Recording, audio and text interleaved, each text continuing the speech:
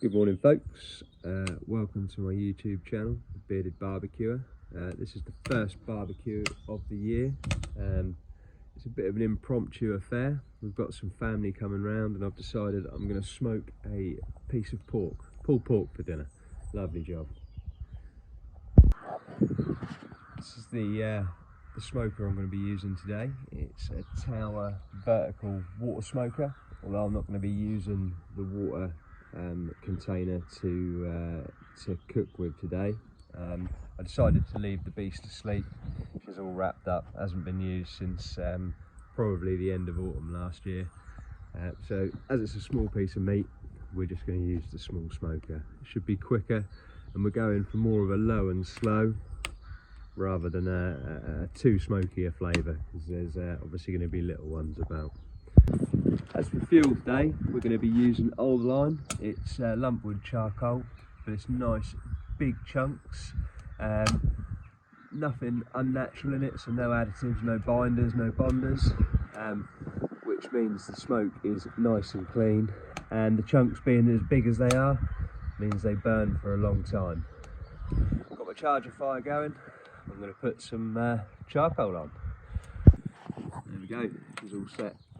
Fire is burning well. Just wait for the smoke to die down, the coals to get hot, get a bit of a temperature into her, and we'll see if we can start cooking.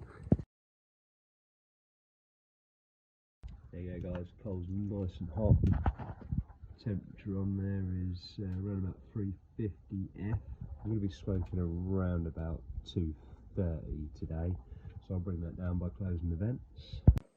Now, as I said earlier, this is a water smoker, but we haven't got water in the water bowl, or any fluids at all, in fact. What we've got in there is sand. Now, it was cleaned and washed sand with no chemicals or anything in it, perfectly safe. What that allows us to do is effectively make it like a storage heater. So it's still February, it's cold and it's windy, and these smokers are very susceptible to swings in temperature. Having that sand in there helps you maintain a more stable temperature through cooking, which means you can be more accurate with your cooking times. Now, although I'm not using the water pan, I have got beer in a pan in there, just to help keep it moist while it's cooking. I'll remove that when it's dried up, but it also helps having that tray in there to catch any drips and drops. Now, as you can see, this smoker is well used. We've had it a few years, but it has served me really well. It's nice, it's compact, it's a smoker, it's a barbecue, it's a fire pit, it's everything you need it to be. Cheap as well. Definite worthwhile investment if you're looking to start up barbecuing or smoking. Okay, folks, we're floating around about 240, 250 degrees Fahrenheit now, which is where I want to be cooking. I'm expecting about 230 for 6, maybe 7 hours for some perfect pulled pork. Okay, so it's time to unveil the pork. It's just a pork shoulder, small one. There's not many of us coming, and I'm doing some chicken as well, so there'll be plenty of meat. It's just small pork shoulder. Marinated it last night. Simple marinade, brown sugar, chunky garlic, paprika, and plenty of beer. So there you have it, pork shoulder. Simple marinade. Cook it 6-7 hours at around about 230 Fahrenheit. Should be perfect for pulling. Okay, so now it is time to add the meat to the barbecue. Here we go.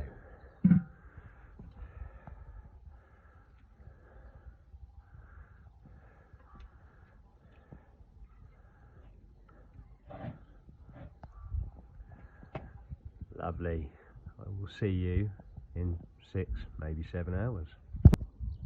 Okay, so we've been cooking for 4 hours now. Temperature seems pretty stable, a little bit high, it'll be fine, I'm sure. I know the rule of thumb is if you're looking it ain't cooking, but it'd be rude not to. Oh, definitely doing something in there. So now's about the time I'm going to start monitoring the temperature of the meat. I've got these handy little Bluetooth thermometers, connect to an app on my phone. I'm going to measure the meat in 2 places, so I get a good idea of exactly what's going on and when it's done. So the probes are all in the meat, one right in the middle, one on the outer. It's normally more useful if you're cooking big bits of meat with different densities like a brisket, but I like to do it for most of the meat I'm cooking. You see I've removed the water pan now, don't need it in there anymore. I'm going to be putting some chicken in soon, so it had just been in the way anyway. So both the thermometers are set up, the probes are in the meat. I'm now going to set some temperature parameters on the app, and it'll let me know if I go out of them parameters. Okay, so about 5.5 hours into the pork now, so to put a bit more fuel on the barbecue. Chicken's going to go in, potatoes are in there already. Unfortunately, to put the chicken in, I'm going to have to lift the pork out and put the chicken on the bottom rack, so we'll do that now. The chicken I marinated last night at the same time as the pork. It's just hoisin, 5 spice, salt, pepper, and a little bit more beer. Here we go. Number 1.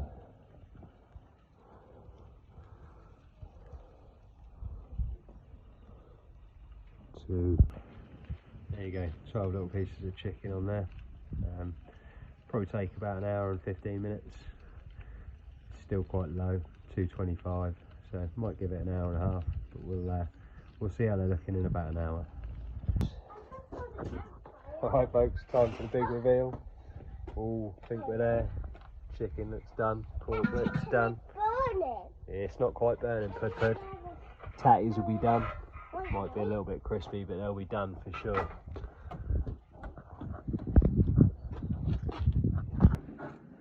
So today the smoker produced pulled pork, chicken, some kind of burnt potatoes.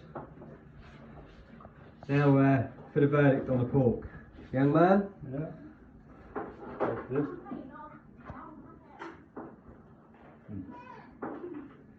Delicious. Excellent.